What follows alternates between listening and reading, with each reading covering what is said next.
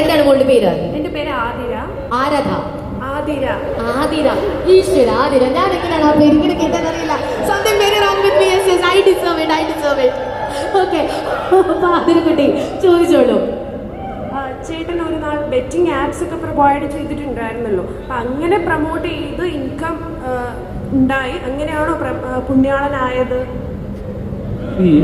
അതായത് നമുക്ക് നമ്മൾ ഞാൻ നേരത്തെ പറഞ്ഞ റീച്ച് ഉണ്ടായിരുന്ന സമയത്തും ഒരുപാട് വിസിബിലിറ്റി ഇല്ലാത്ത സമയത്ത്, നമ്മൾ ബ്രാൻഡ് പ്രൊമോഷൻസ് ഇല്ലാത്ത സമയത്തും യൂട്യൂബിൽ വരുമാനം, ഇപ്പം മലയാളം ചാനൽസിൻ്റെ വരുമാനം കുറവാണ്.